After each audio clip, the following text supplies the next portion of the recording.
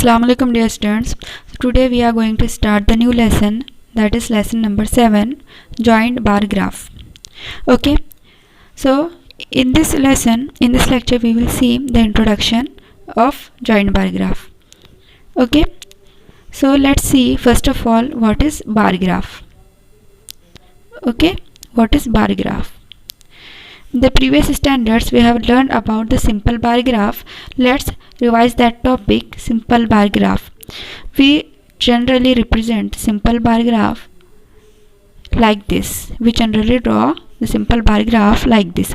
This horizontal axis is our x-axis and this vertical axis is called as the y-axis, and this is the 0. Okay, now if you want to represent the, for example, if we want to represent the production of wheat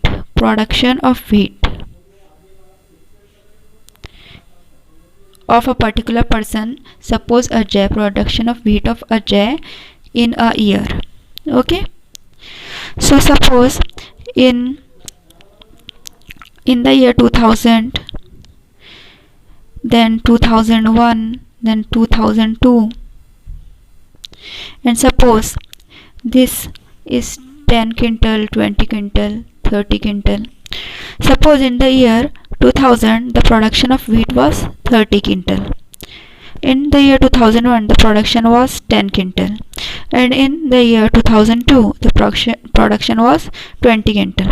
So this is the general representation of simple bar graph. Okay, this on x-axis we have represented the years, and on y-axis we have represented the production in quintal.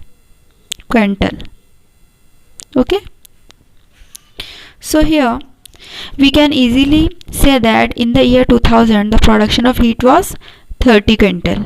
In the year 2001 the production was 20 quintal, 10 quintal, and in the year 2002 the production was 20 quintal. Okay, so now we will see what is the joint bar graph. When in a simple bar graph, this is our simple bar graph, and when in that simple bar graph we join the two bars. Okay, we join the two bars like this. This is the year 2000, this is 2001, this is 2002 suppose, and we join the two bars like this. Okay, two bars like this. So such type of graph is called as the joint bar graph. We joined here the two bars in a single graph. Okay, here is the years and here is the production in quintal, 10, 20, 30. Okay, and suppose this one bar or first bar is for one person and second bar is for another. Okay, suppose this first bar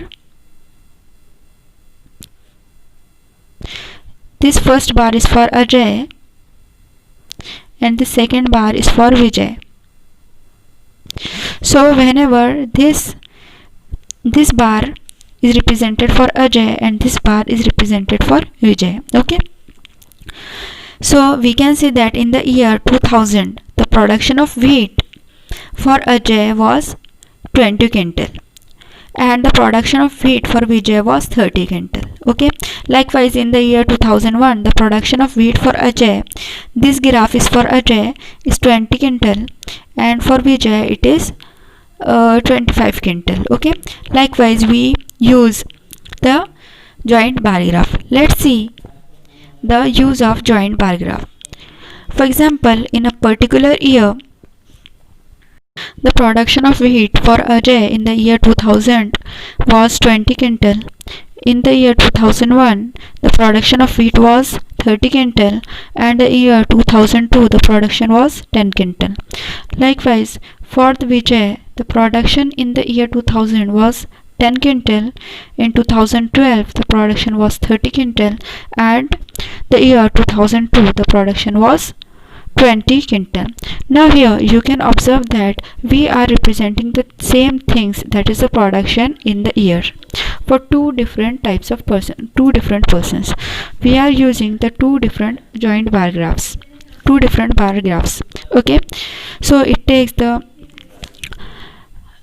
requires a greater time, it consumes the time, and also it consumes the space, okay. So to overcome this difficulty, we can represent these two simple graphs using a simple one joint bar graph. Let's see how.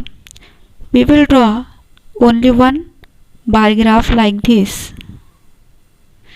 This is x-axis and this is y-axis.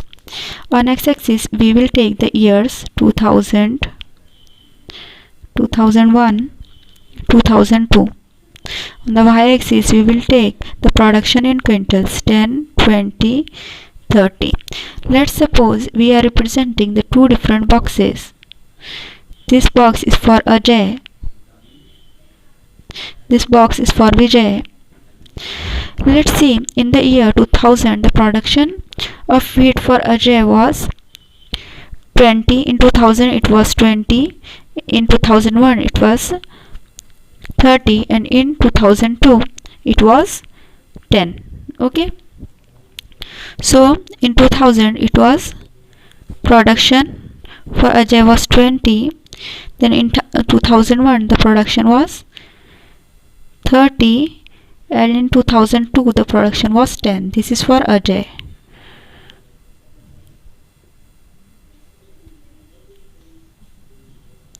Now we will see for Vijay.